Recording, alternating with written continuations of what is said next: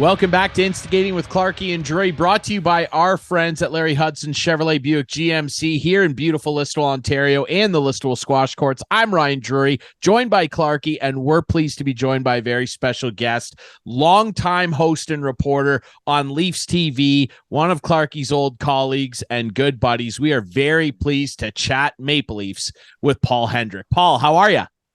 Great, Ryan. Never an odd moment to talk Toronto Maple Leaf hockey, right? We're well into summer here, and it's a 12-month-of-the-year occupation for Leafs Nation, the hockey team, and this is a good time. These are exciting times for this hockey club, and they're a contending team, and why not? I know when Clarkey and I worked, it was all about storytelling time at Leafs TV. They weren't contending teams; they were teams trying to get to where Toronto is right now. And it tested us all the time, where early on in the season, you knew you weren't going to make the playoffs. And if you're working at Leafs TV, you just wanted a snippet of playoff success. And Clarkey, we didn't get much of it. We didn't. But one of my favorite things to do was to go to the draft. And I got the honor to go to 12 straight drafts. I think it started in Raleigh in 2002, if I'm not mistaken. Anyway, we went to 12 straight.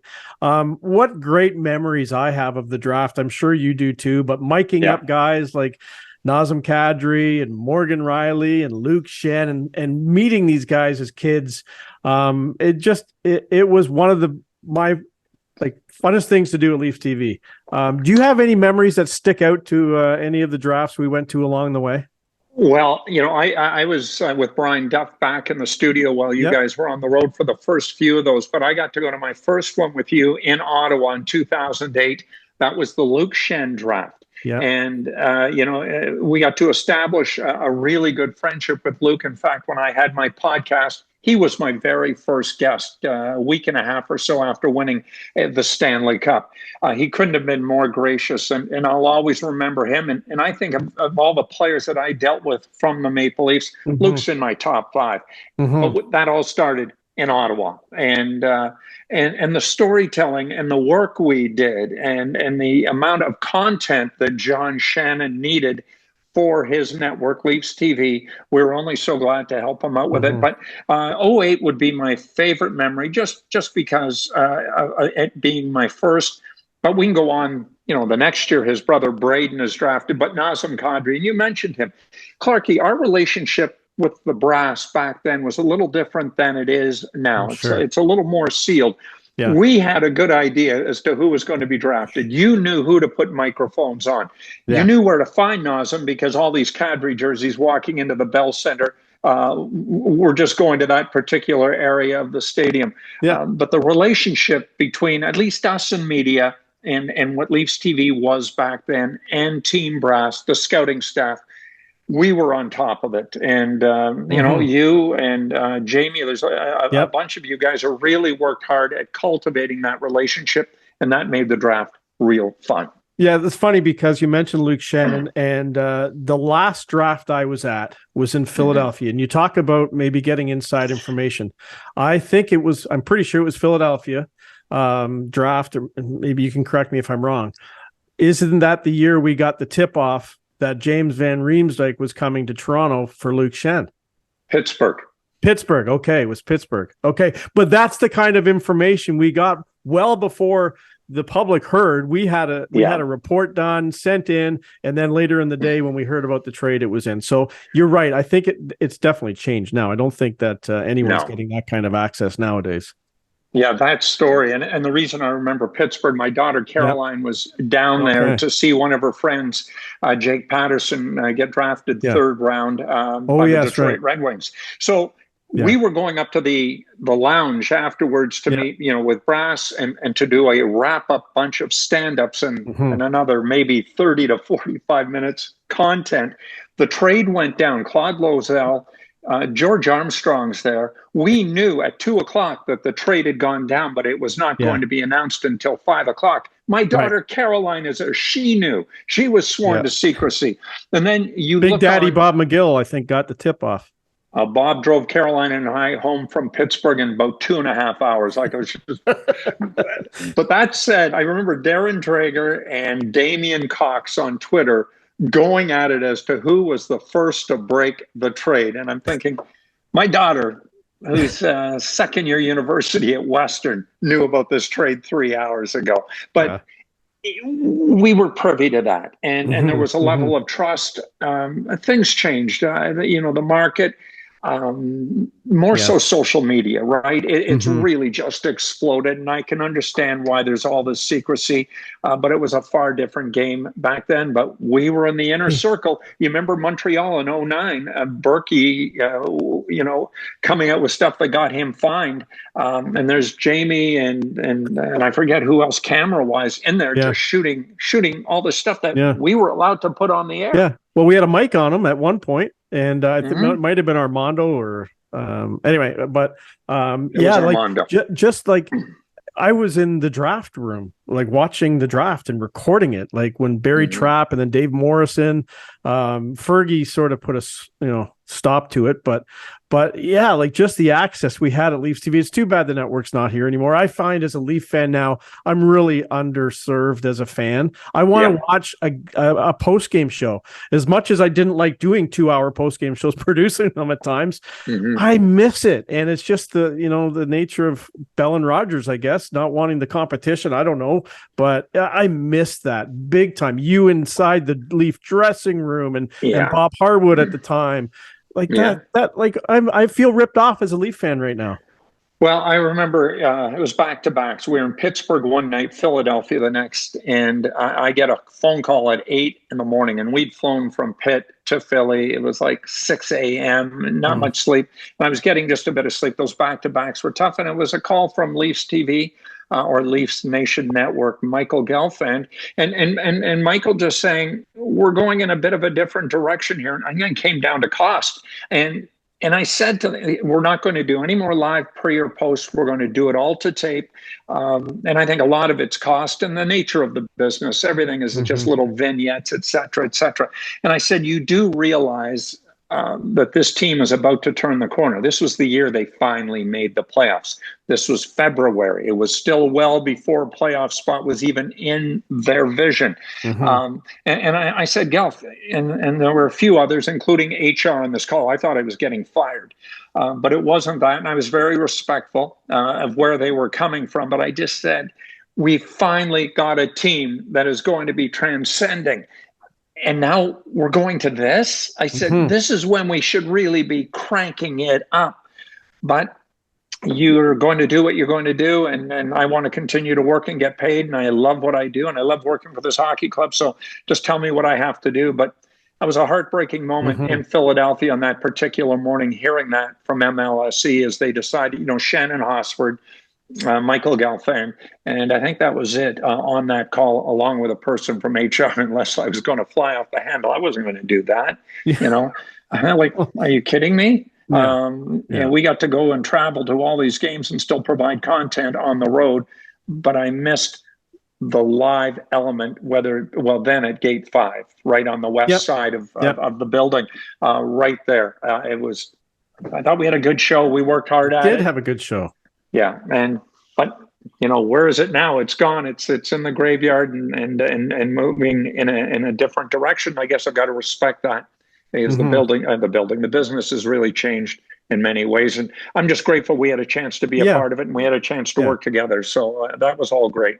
Yeah, you're certainly right. And, Paul, I feel, Clarkey, you're talking from the perspective of a Leaf fan, and obviously a guy who worked for the organization and did a lot of good work for a really long time.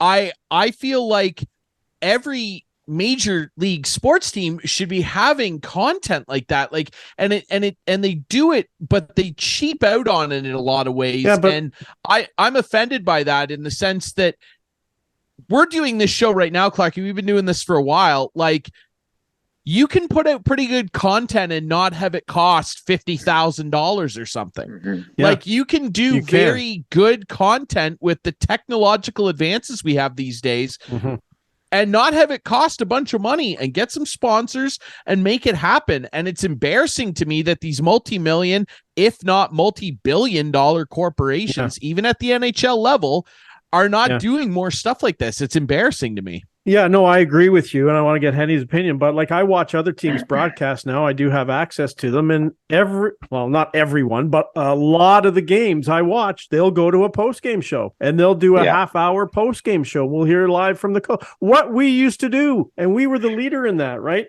But now it's like, we got to get to Sports Central or Sportsnet or whatever, right? And that's the thing, right, Henny? Well, we were Leafs TV. Then there was Flames TV. Then there was Habs TV. Exactly. Then there was Sens TV. Yeah. I mean, and then, of course, Michael and others, I guess, came in and no, we got to change it. I mean, we've got to call it Leafs Nation Network. No, you don't have to change it. You don't have to. No. It's not potato. It's Leafs TV. I've got a couple here. It's funny. I still have a couple of mine. Yeah. Yeah, exactly. Yeah. And it'd be like renaming your kid, I know, you're right. That's a great way to put it. That's a great way to put it. And like I have to go back to the drafts for a second, because I did forget one unbelievable moment for me at the draft. And I want to take you back to Minnesota, and you probably know where I'm going with this, but I had the pleasure of having Stuart Percy live with me for months. And I knew he was on the radar just because I was in some of the scout meetings. But when it came time to draft, what was he, 30th or 29th? I can't remember the number. 25th or whatever. Yeah. High 20s. And when his name was called, I was like shaking. I was so happy for him and his family. That was probably the most incredible moment after. And then when they come after they get drafted and they go up on the stage, Ryan, then they go underneath and they meet the media down there. He came over and gave me a hug, and the guys are looking at me like, oh, you must know this guy. But obviously Henny knew, but that was an incredible moment. And just seeing those kids on what is, for a lot of them, their best day as a pro ever. It really is. It really is. And you think of that in that draft, they had 2 first-round picks, Tyler Biggs, big star out of Oshawa and University of Miami of Ohio, big, a crusher and a rusher. But his dad was a scorer, and I think Tyler thought he might have been a combination of both. And I remember Bob McGill telling him when Tyler was with the Marlies, you're either going to be, a rusher or a crusher. Otherwise, you're going to be an usher. And, Ty never got to play a game in the National Hockey League, and it just didn't work, as you said. And Stu played 12 games in the National Hockey League. And I remember him making training camp. Maybe it was a year later in that opening game against Montreal. I think he was on the ice for a late goal, and that really affected him and his confidence. And he was never quite the same player, but a tremendous pro. But it's where, from a scouting perspective, you've got to nail those 2 first-round picks. And you think about it, everybody says, well, the Leafs got Austin. Sure, that was a no-brainer. No guarantees that William Nylander is going to be great. I can go on and on, right? Freddie Gauthier. It's not an exact science. No, and that's what I laugh about on days like this. When you hear the team, fans of the team say, oh, we had a great draft. We had a great draft. Well, it's such a crapshoot. It really is. It's such a crapshoot. They had no idea. Like, the kid might be great right now. No question about it. He might be a great player. But you really have no idea. And you look at the history of the draft, and what's a very low percentage of the players ever making it to the National Hockey League. Yeah, and for Stu's case, it's funny you mentioned him. I might have been 2 months ago. Names come in and out of my brain. I looked him up. I go to Hockey DB. Just thrilled the fact that he's still playing hockey, making a decent living. There's a neighbor of ours, no longer a neighbor. My brother-in-law bought his place. Mike Scarbosa was the OHL scoring champion back in 2011, by the way, the year of that draft for the Sudbury Wolves. And, Mike's played with Colorado, Florida, Anaheim, Washington, but he's and his wife, now 2 kids, have done quite well playing out of Hershey. He's 31 years of age, just a solid pro. But I don't think he wasn't drafted. Josh Lebo, his line mate, was drafted that year, right in that particular draft in Minnesota, along with David Brohl and Garrett Sparks. It was a pretty good draft for the Leafs when you think about the guys who went on to play some pro hockey. But it's a tough thing to do, and a lot of good hockey players. And I wish Stu got more games. I wish Tyler had gotten more games, but it didn't happen. And the Leafs, because of it, playing catch up. I mean, one of the drafts, I think it was I forget, maybe it was 15 or 16. Kucherov is late second round by Tampa. I mean, these are nuggets. Like, Yeah. I don't know if they got lucky or their scouting staff was better, but I'm not sure. Yeah, Dave, this would be a great podcast with Leaf Pro Scout Chief Dave Morrison, who's been for these from the amateur side and the pro side. They've hit some, they've missed on some. Yeah, no, for sure. And that was a pretty good team that Stu played for in Mississauga with Devontae Smith-Pelly and Casey Cizikas and Dylan DeMello. Like, there was a lot of guys in that on that team that made it to the National Hockey League. So, yeah. Yeah, hey, made it to the Memorial Cup. Yeah. Devo won a cup for Ryan's Caps there. Hello. Devontae Smith-Pelly, DC legend forever. He'll never pay for a drink in Washington for the rest of his life, and he shouldn't. You're right, Hendy, though. Like, the draft is an inexact science, but some teams, you mentioned Tampa, have an unbelievable draft record. I'd like to think my Caps are right there too. They always nail their first round picks, but it is a tough science. And I wonder, with all of your years covering drafts, just how ridiculous some of the comments you get are, because we saw it again last night, and Clarkey, particularly from your fan base. I saw a lot of Leaf fans last night just crapping on this poor kid who I think very highly of in Easton Cowan. And I know that, we never know how it's going to turn out, but calling games in the OHL as I do, I'd like to think I maybe have a little expertise on him. I think he's going to be a great pro. What is your opinion on that? Because like you said, a lot of these fans, they read draft ranking lists and they take it as gospel, and they just don't know what's going to happen. Hey, this fan base at times crapped all over Mitch Marner in the month of October when the Leafs were having a rough time. And then you've got to look at the big picture. As we all know, it's a marathon. But Leafs Nation tends to microanalyze each and every shift, and that will go with draft picks as well. I got a chance to watch this kid. They made national broadcasts on Sportsnet several times, obviously, this past season. It was just great to see him. He's coming to a franchise, a team, an organization with the most incredible facilities. He is going to get every opportunity to improve, and they will not rush him. This isn't like the Leafs of old when they had to rush players. He's going to get every opportunity to season, of course, with London, and then eventually with the Toronto Marlies, and then up he comes. The Matthew Nyes, those kind of guys, you love it when you see where they hit on something like that in a second-round pick. But it's not easy to do. So, to the naysayers, maybe they've got something right about this, because the odds of any of these guys making it, as Clarkey's talked about, we would always do, Ryan. We'd always meet with Dave at the end of the draft, and he'd give us a little snippet of each guy. So I'd go 7th round pick, this guy, 6th round pick. This is when they had lots of picks. And Dave would come in with a very realistic, that he was never overwhelming in his praise. This is a project. This is somebody we think we can work with, et cetera, et cetera. So I hope their first round pick works. You know what? Maybe that 6th round pick will work. We have no idea, but they're coming to an organization, Clarkey, as you go to the Ford Performance Center, that Marley dressing room, that Marley sheet of ice, the food and all that goes with it. And down at, it's not Rico anymore, but Coca-Cola, I think. Yeah. Coca-Cola. They've got great facilities. Those kids come home, they come in, they have breakfast, they work out, they go on the ice, they come off, there's a lunch prepared, and there's usually more than enough that they take home for dinner so that they don't have to go to various fast food joints like most 20 and 21-year-olds would like to do. They're fed well, and they're just programmed to get to the next level if they're able to do it, but they're going to be given every chance. And this Maple Leaf organization, there are 31 other teams, and I'll tell you, that practice facility for the Toronto Marlies is as good as most of the NHL teams around the NHL, without a doubt. Henny, let's just dive into the team a little bit. Another disappointing ending. Well, they won a round, but that's not good enough. The core four is still around. Do you think they should be around? And would you suggest any changes to this team?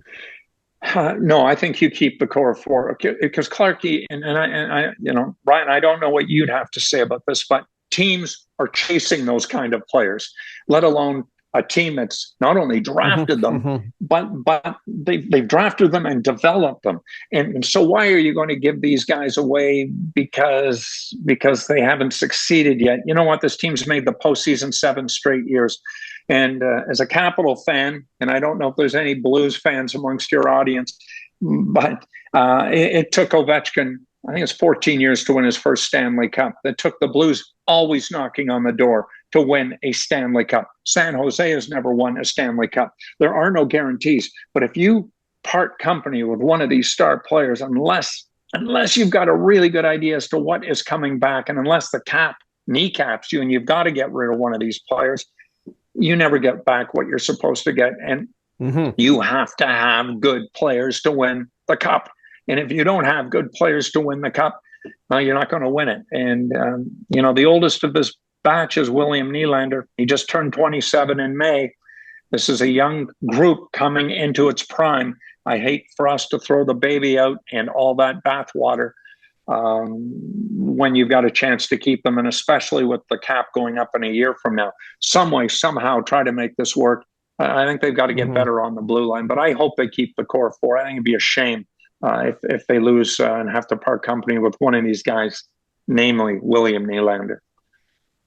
Yeah, it's going to be tough because the cap is their biggest barrier, right? Because of course it would be great to keep them because they're also talented and bring so many different things to the table. And Nylander's name gets brought up a lot because he needs a new deal. A lot of people are worried now because Pierre-Luc Dubois just got 8.5 in LA. So what's Nylander and his agent going to want now after getting very good value, outperforming that contract for the large bulk of it, making 6.9? It would be great to keep them all. My biggest worry for them, though, is you mentioned it, so we're on the same page here, Paul, is their blue line. I just look at it, and it's not a knock on any of the guys on it. I just think as a collection on this team, I just don't know if that blue line, when you look at past Stanley Cup winners, I just don't know if it's it, So the only way that I would want to relinquish one of those players would be if I could guarantee that I'm getting a extremely solid contributing factor that can change games and eat 25, 30 minutes on the blue line. I would want and need that coming back, Paul. So Williams going out, you want a top 2 defenseman, essentially, is what you're saying. And I have to agree with you. I'm not going to settle even a third, like a top 3 defenseman and a whole bunch of something else. Williams 27. He's just coming into his prime. Like both ends of the ice, he's been a work in progress. Mike Babcock always talked about this team having to learn to do what it takes to win, and he'd always quote all the great teams, and of course he's coached a bunch of them, that this club that he had was nowhere near that. They were talented, but nowhere near it. So you get slapped in the face and kicked in the knees a few times, and then they finally won a round, and I was disappointed with how things went, in that second round. Really disappointed, but you got to tip your hat to, Bobrovsky, the guys in front. Florida played a hell of a series. Hell, they went to the Stanley Cup final and simply ran out of gas. They didn't have the depth that Vegas had. But that's Ryan, that's the only way, if you're going to get a defenseman of that caliber coming back to augment what they've got right now. That's the only way I see you part company with a guy like William Nylander. You have to, right? Because, sorry, Clarkey, like the team is in win now mode, right? Like you've only got Tavares for another 3 years here. He's not getting younger and he's still performing well. But what do the last couple years look like? Like they're in win now mode. They can't trade a Nylander or a Marner because the other 2 guys aren't going anywhere. Let's just be serious here.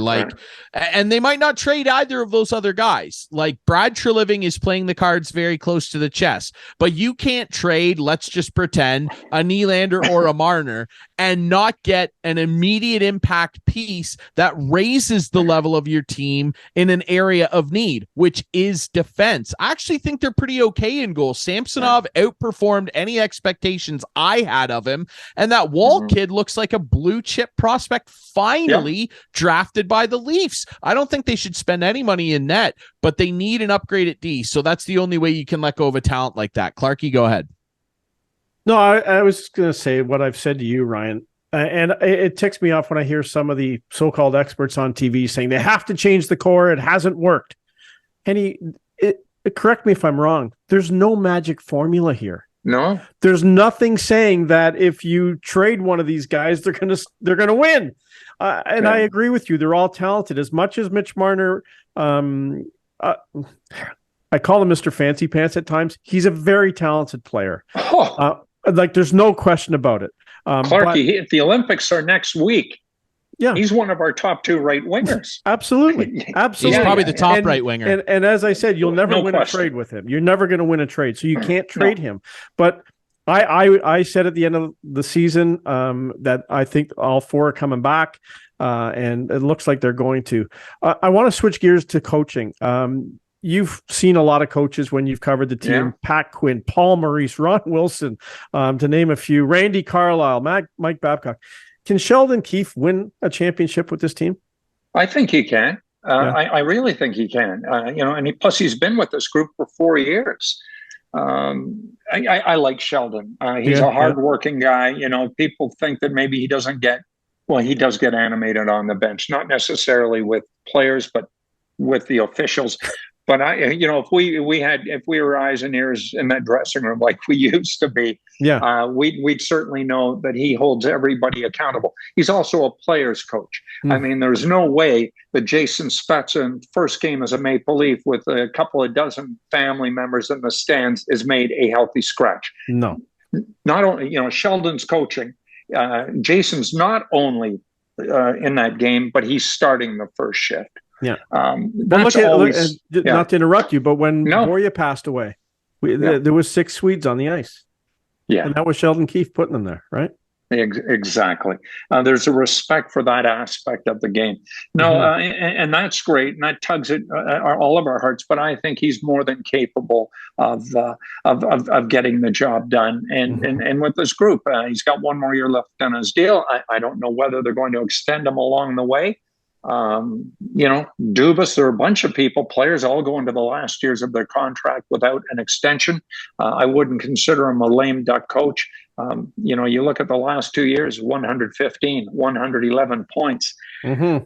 I said it, I was on a podcast, and this was before the cup was completed. I said, there's only going to be 2 happy teams this year, the Chicago Blackhawks and the eventual Stanley Cup champion. Everybody else is going to be either pissed off or very disappointed, or we can be better next fall. So it's the margins are really slim. And I just know the expectations are high, and they should be. I was 10 the last time they won a cup, but I've not seen a Leaf team as good or with the elite number of talent that we have on this club, with maybe 2 of those guys, if they stay as Leafs, going on Legends Row.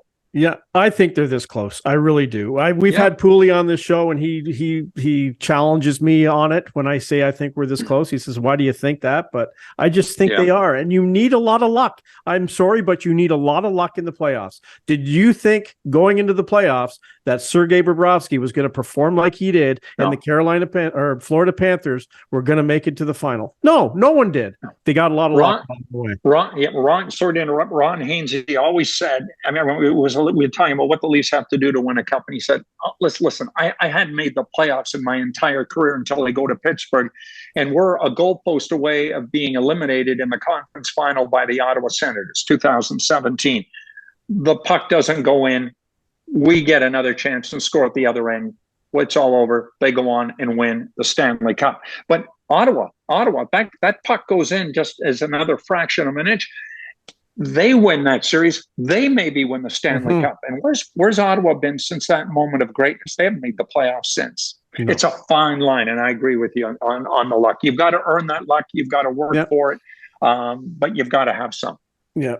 Yep, you're absolutely right. Well, you know what? We're extremely lucky to have your passion and insight on here on the show, Paul. It's been great to have you back on. Glad you're doing well, and it was great to chat with you on the show. It's always fun chatting Maple Leafs hockey when Paul Hendrick is part of the conversation. Thanks so much for doing this, my friend.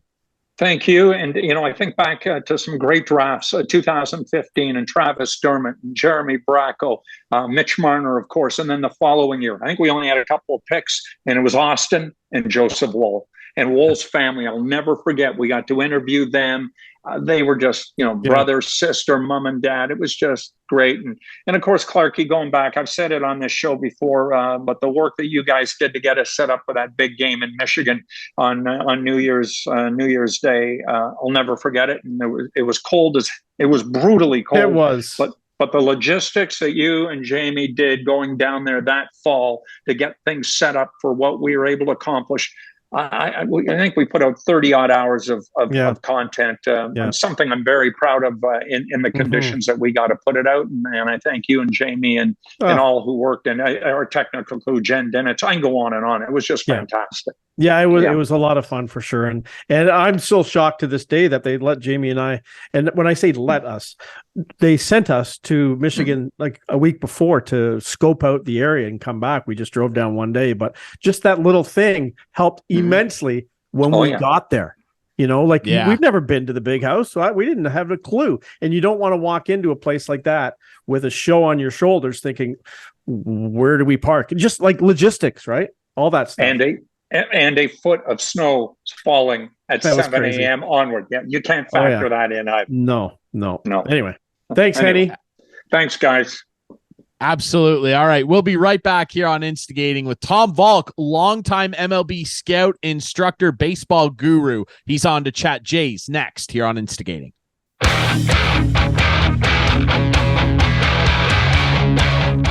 Welcome back to Instigating with Clarkey and Drury. Ryan Drury still here alongside Clarkey. Very pleased now to chat some baseball with one of our favorites, one of our favorite guests from last year, longtime MLB pro scout, instructor, baseball guru. We're very pleased to welcome back our friend Tom Valcke. Tom, how are you?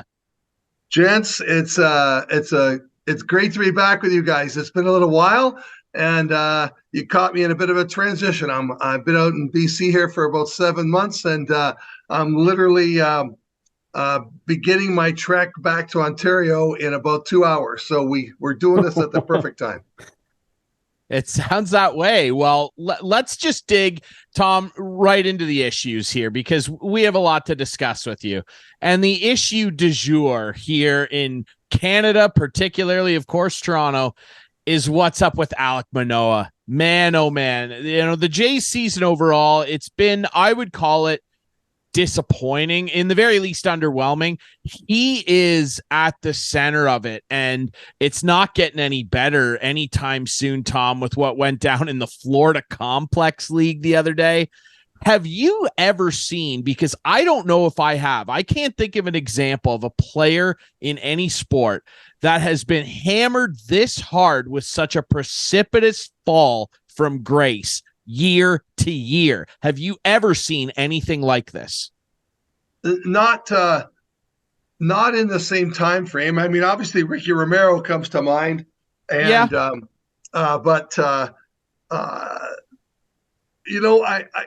he's still a young guy, and he's young as far as his experience. He's only thrown 35 innings in the minor leagues, and I don't think in his sort of card catalog, in his database, in his reference points, there's not a time in his career where he's really failed and had to sort of work out of it. And I think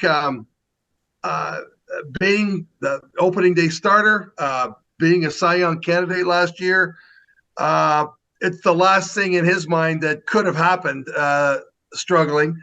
And there's probably so many people that care, that have worked on his mechanics, worked on his body, worked on his mental state, emotional strategy, the new pitch count thing. That could have been a small factor that sort of tilted him a little, because he's a guy that, if you remember him in his prime last year, he'd walk around the mound a few times, need a break, need to look up at whoever he's praying to.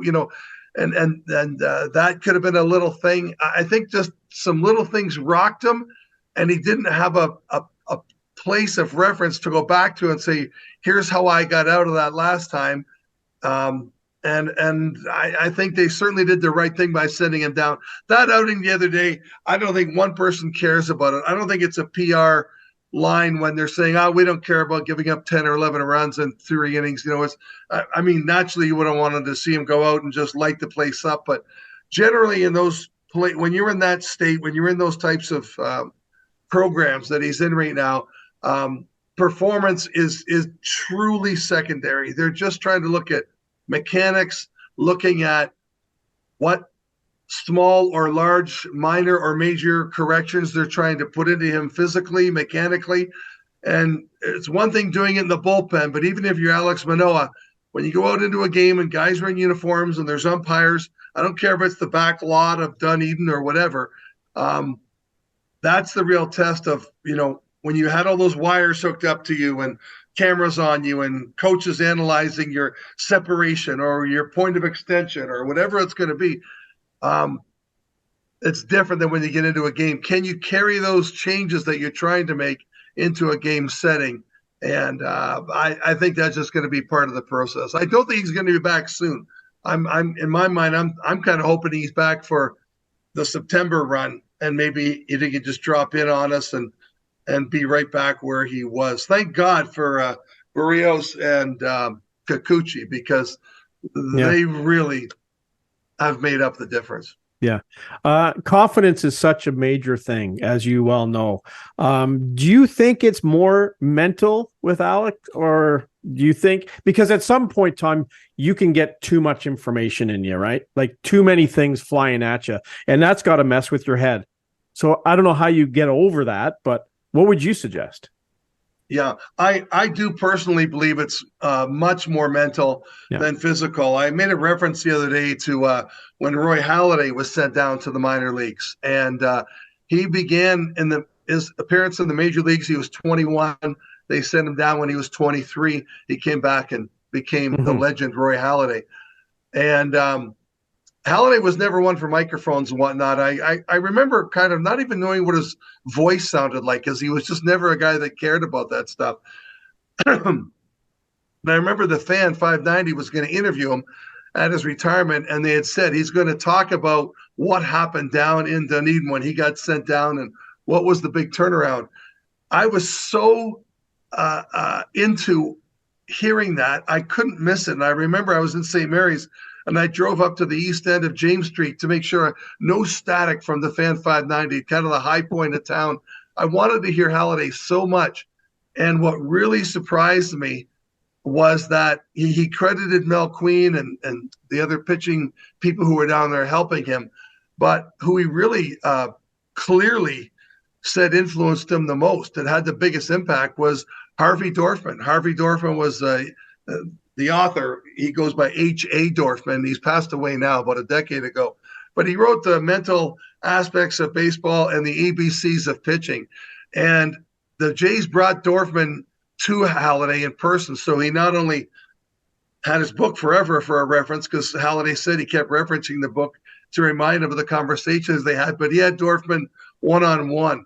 And he said that made that was far and away the biggest significant change in him. So I believe the same thing could very well be true with Manoah. And somehow they're going to have to sort of, without sending him away 2 years, sort of give him the tools upstairs and the steps to access those tools without having lived the experience of failing and recovering and what he's got to go to. So it's going to be quite a challenge. Yeah. Tom, I wonder, you've scouted so many players. You've seen a lot of good players at every position, including pitcher. I wonder, with the way that modern pitchers are now, we know that he's very reliant on his slider to set up his fastball. He throws a 4-seamer. He loves his 2-seamer. He's a little too reliant on it. Occasionally he'll throw a changeup. Do you think it would help him when he's struggling with the movement and location on his fastball? Do you think that it would help him to add another pitch to his repertoire? And if he were to do that, what pitch would you suggest he add? That's a great question. Yeah, I think when he doesn't have it, in the brief 2 years we got to watch him, and I was such a fan that was when Manoah got the start, and I was always on the field at night. I was working in baseball during the day, but I was volunteering at night, and that wasn't a Jays in 30 when I get home thing. That was a complete PVR of the game. I wanted to see Manoah from start to finish. So I really have seen him a lot, of course, mostly on television, and I find when he's off a little bit, to me, he seems like the kind of guy that needs to sort of throw through it, not back off of the fastball if it's the fastball that night that's not clicking, but rather throw more of them until he kind of finds that feel again. Maybe didn't have enough in the bullpen, or maybe something knocked him out of sync. And it seems to me he was better at sticking with it and maybe suffering a little bit with a hit or a walk or whatever. But until he kind of just gets that perfect groove again and looseness and everything else. And back to the mental thing, as you guys know, I like to talk, and I love kids, and I love coaching. Sometimes I'm standing behind the turtle watching a kid take batting practice, and I'm helping him because I care and I like him and I know what I'm talking about. But sometimes that turns into a lot of this. And the guy is in there trying to swing a bat, and suddenly he's swinging and missing at batting practice because I've tilted the pinball machine. I gave him so much, it's just information overload. And what I do at that point, because I know I'm vulnerable as a coach that I fall into that, is tell the kid, whoa, just back off for a sec. These next 5 swings, I want you to say out loud the word ball when the ball leaves the pitcher's hand. And I want you to say the word bat when you connect with the ball in the contact zone. That's all I want you to do. And someone in sports science told me this because I wouldn't be smart enough to have ever known this. But in order to accomplish that, when you've got basically a half second in baseball from when it leaves the hand till you have to decide whether or not to swing and then execute the swing, you've got a half a second. And if you, no matter what's clouding your mind or how many stats Tom Valcke just shoved in your ear or whatever, if you say the word ball when it leaves the pitcher's hand and say out loud the word bat when you connect, there's absolutely nothing else that could have gone on in your brain at that time. You can't handle anything else. So it just shoves everything aside. It brings you back to where every hitter should be. Where's it released and how's it feel? And Manoah needs a version of that in pitching. That's kind of what I'm getting at. Just to be able to shove everything aside, something he just heard, something he just thought of, something the catcher's telling him because he just came to the mound, something the manager told him last inning when there was a mound visit. Just got to shove that aside and just get back to Alek Manoah throwing the ball, just like that hitter with the ball hit drill that I call it.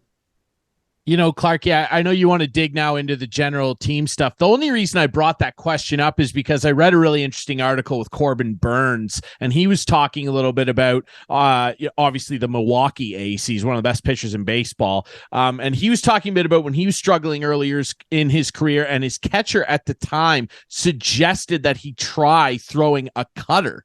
And he didn't really like the pitch. But now, as everyone knows, Corbin Burns' backdoor cutter might be the best pitch in baseball. And I just wonder if Manoah could maybe incorporate something like that. Clarkey, go ahead.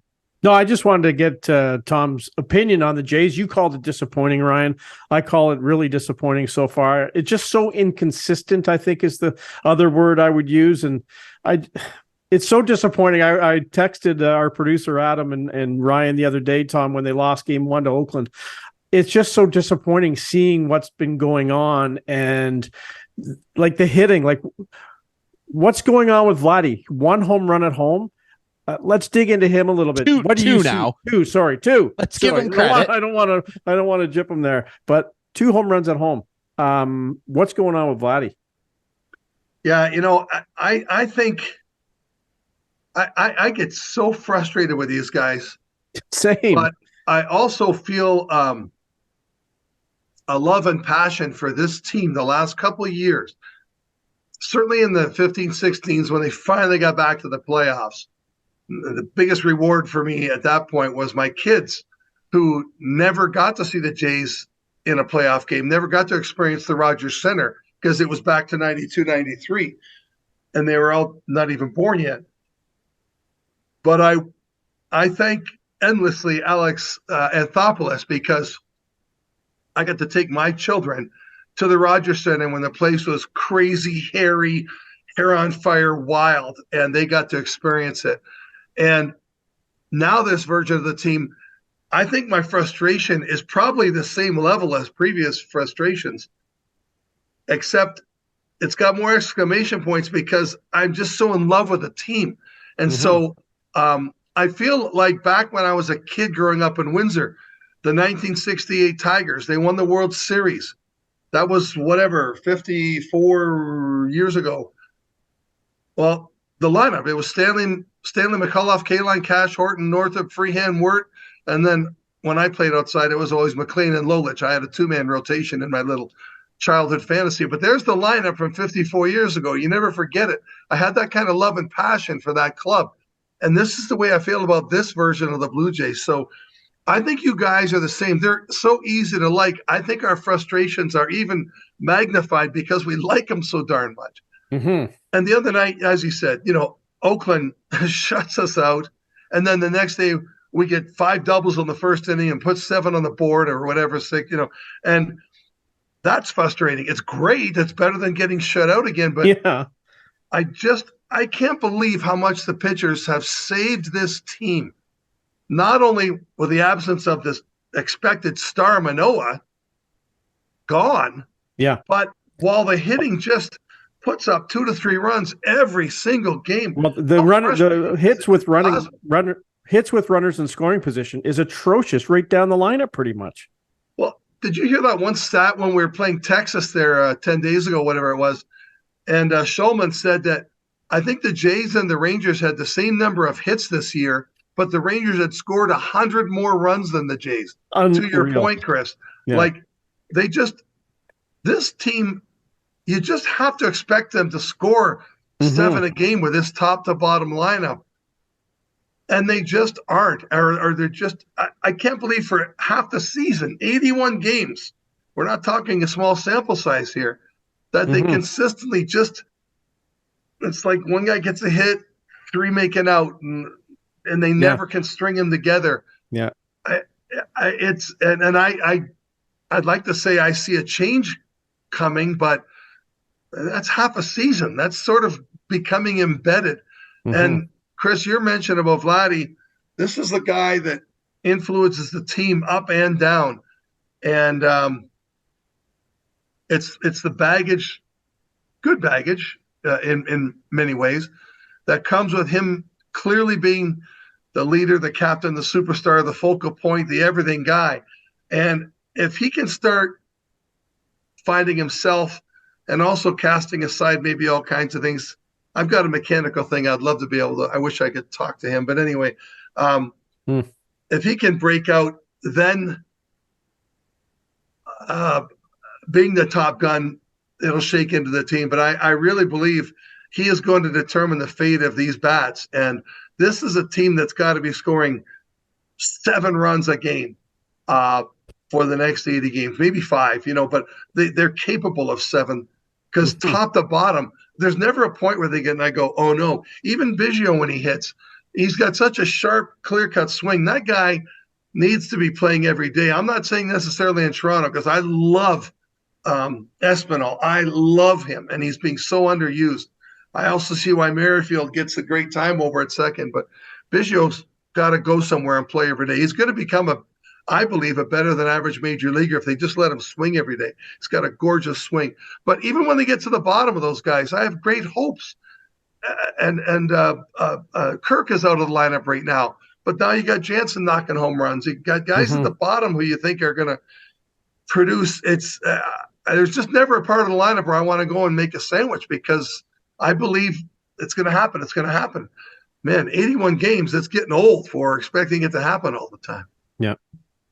Tom, I wonder, on your note, we're talking with longtime scout, longtime baseball instructor Tom Valcke, and you brought something up that I want to touch on, how you'd love to chat with Vladdy about his swing. Well, listen, I want to point something out, and I know I'm probably scapegoating because every fan out there right now thinks that they have the answer. We got to fire John Schneider. We got to make a trade. We got to fire Ross Atkins. A lot of people, and I'm kind of on this train too, and it's not because, I know him. I bet he's a great guy. I wonder often to myself when we're watching this lineup struggle to hit, particularly when guys are on base. You brought up that wild Texas stat. The Jays are 25th in Major League Baseball in average when they have runners in scoring positions. Unacceptable. And I sit there and wonder, what is it exactly that Guillermo Martinez is or is not doing as their hitting coach? Because there was a story that really bothered me over the weekend when they played Oakland. They lose game 1 Friday night. They win Saturday, and Vladdy hits his first home run at the Rogers Center. He does it again the next night. And they were talking on the broadcast about how his uncle was in town and sat down and did some work with him. And on one hand, I was thrilled because he finally hit a homer at home and looked like old Vladdy for 2 days. But Tom, on the other hand, I was so frustrated because I'm like, well, they have a hitting coach on staff and his uncle comes in and fixes the problem. What? Like, I look at up and down this lineup, and you mentioned it, Tom, outside of Bo Bichette and Kevin Kiermaier, who is overachieving far beyond what any of us thought he'd do with his bat, I would venture to say every other player on the roster is underachieving at the plate. What's up? Well, this sounds childish, and I guess it's probably why I'm not wearing Schneider's cap. But I know for a fact when they take batting practice, not because of this mushrooming situation of runners in scoring position, because those numbers, we hear them all the time about the Blue Jays, but other teams aren't that far. It's not like there's a whole bunch of teams that are batting 500 with men in scoring position. The Jays are way down, but they're not that much worse than the other teams, except in the placement of 1 to 30. But when they practice, man on second base, nobody out, let's get them over. When they practice, man on third, 1 out, 2 strikes, work on contact. They do those things. I did those things back when I was coaching youngsters, when my 2 of my 3 who were ball players, and I was coaching their teams. I did those very same things. I remember throwing the batting practice and saying to them, not only is there a man on third and 1 out, and our team breaks on contact in that situation, so you got to put the ball in play, but you got 2 strikes. The umpire's got a gargantuan zone, and you dated that umpire's daughter last week and you didn't treat her well. He hates you. So anything close, you got to put and I would go on and on having fun with the kids, and I would have the other kids literally standing on the backstop sometimes, and it was kind of anything goes. Say what you want to the hitter, get in his head, because peer pressure is the ultimate, our bodies, our stress level, our adrenaline. Peer pressure is a magnificent way to practice answering things in the clutch. So kids will be screaming to their lungs about, your grandmother's army boots, whatever it be. And the kids had to perform. And if they didn't get the ball in play and it was a reasonable strike with a great big strike zone, then they had to go run to the pole and back. And I know that sounds amateurish for a major leaguer to run a pole, but I don't think the routine they're doing it's just the routine, because they always do. Let's start with outside, go the other way. Okay, let's go. I think there's nothing wrong with hiding it and putting it out there to the team that just exactly what we've just talked about the running and scoring position and the problems. We're gonna work on that. We're gonna work on it more. We're gonna discard other things instead of strengthening on our strengths. We're gonna put those aside for a bit, and we're gonna work our asses off on this getting guys over. I can't stand when guys on the Blue Jays swing for the fence with 2 strikes. It drives me nuts because it's a strikeout and the guy doesn't even get a chance to move up a base. Yeah. Or how about when, and I fully admit that maybe the game has changed and because I'm this far of a has-been now, maybe there's something I don't know. But it drives me nuts when my favorite announcers, Shulman, Buck, Joey, love those guys. And yet they say so matter-of-factly, yeah, it looks like he was looking for a curveball there, and that fastball froze him. How on earth? And you guys tell me, because you might be around him more. When is it ever okay in baseball to guess soft when you've got 2 strikes on you? You should basically never guess soft. But if you're going to guess soft, I'm saying curveball, changeup, whatever. Guess it on with 1 or 2, with no strikes or 1 strike. You can't do it with 2 strikes because you can't adjust from expecting soft to something hard and react. You can always do something about guessing fast and reacting to something soft because it gets to you slower. So you can maybe foul it off or maybe at least put it in play. Yeah. I don't understand how. Yeah. And these announcers we have, they're the best. And they just say it so routinely. Yeah, he was looking for a changeup there. And he came in with a fastball. Yeah. Unacceptable. Well, Unacceptable. They work for the team. Yeah, they anyway, do work for the team. Anyway. And Tom, you're on our team, man. We could have you on for 3.5 hours talking about this, and I wish we could, man. Like, it's great to have you back on. I'm glad things are going well for you out there. I know it's an exciting time for your family, so all the best to you guys, and looking forward to having you back in Ontario soon. Yeah, hope to run into you guys. Going to be there July and August, and who knows, maybe a lot longer. It just depends on the someone deciding that I don't know. You got a 78-year-old guy sitting in the most important chair in the world. Why can't a 62-year-old guy still work in baseball? Man, exactly. Come on, I still got something to give. I'd like to think so. We'll see what happens. Yeah. I completely agree. Well, we'll have to get together, watch a game, have a couple cold ones, and pick apart some swings. That would be fun, my friend. Love that. All right. All right. We'll be right back to wrap things up here this week. It's been a great show here on Instigating with Clarkey and Drury. We'll be right back.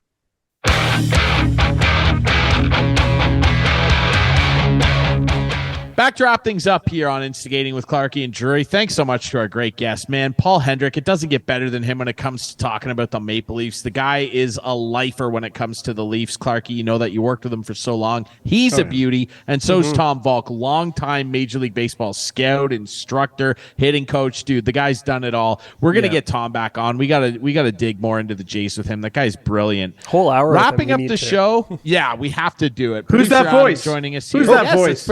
That's producer Adam, and I mentioned earlier when we were talking to Henny about just production costs. Adam is our production cost. This dude, Adam, you put so much work into the show. You make us look good every week. This is the guy. This is the face behind it all, man. And you got to be happy. You got to be happy. I'm happy with my team's draft. Clarkey, despite the outrage from some of your fan base, I think Easton Cowan's going to work out great for you. How about Colorado? I like big Callum Ritchie. Colorado, you got to love that, Clarkey. Hold on, Adam. Before we talk about Adam's Colorado Avalanche, I just want to say, Larry Hudson's, we have the new Colorados and Canyons, and they are a nice small truck, totally redesigned for 2023. And I like those Colorados. The Colorados they're a nice cool, truck, man. They are a cool truck. If I had to pick one, I don't know why. I just sort of like the Canyons better. I get it. But they're like basically the same truck. It's personal preference. You can get different options on whatever truck, but they're so nice now. Like, not that they were not nice before, but we're getting them in now here at Larry Hudson's, and you can put in an order. We had one on the lot this past week. It was an AT4, Canyon AT4, which is my favorite package. So anyway, we have them coming in now. So if you want a Colorado or Canyon or Silverado or Sierra or Envision or Terrain, we got them at Larry Hudson's because, as you know, Ryan, Hudson's has it. And Yes, more they than one do. color, Go I'm see- sure now too. More than one color too, right? Any color that you want. Clarkey Absolutely. and our friends at Larry Hudson's, they've got it. So sorry to interrupt. And, yes, no, Colorado absolutely. Avalanche just sort of But took me off. Well, That's I okay. see the Colorado jersey back there, obviously with producer Adam and Mr. Joe, Burnaby Joe himself, and you got the attack jersey back there too. I just want to congratulate Owen Sound Attack captain Colby Barlow, drafted by the Winnipeg Jets next to Michkov.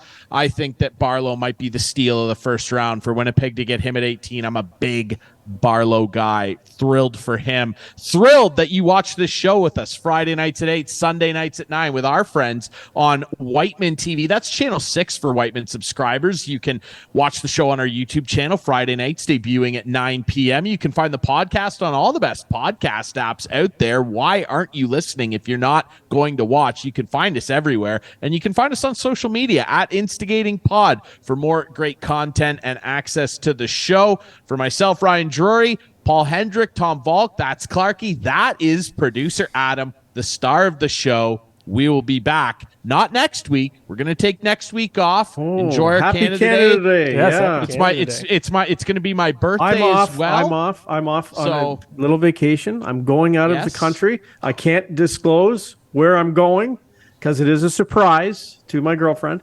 But I am Okay. going out of the country, and hopefully we make it back safely. But it's going to be a fun weekend. Oh, I you'll be was fine. going to say, You'll be that's fine. the famous last words before someone goes missing. I No, can't no, she's disclose fine. my Sue will be fine. location. Sue will be fine. Everything will be fine. Maybe the family's Okay. worried. I don't know, but Sue and family, you'll Thank be fine. God. I'll bring you back safely. Don't worry. We're gonna have some. I we'll have believe a you. fun time. It's her birthday, man. so happy birthday, Sue! It's her birthday. Thanks. Oh, It's happy going to be birthday, my Sue. birthday too. It's going to be my Happy birthday, too. Ryan. Happy What birthday, day is it? Ryan. Ryan, what July day is it? 3rd. July July 3rd, 3rd. okay. All right. Everybody enjoy their Canada Day. Enjoy celebrating. We'll be back in a couple weeks with more Instigate.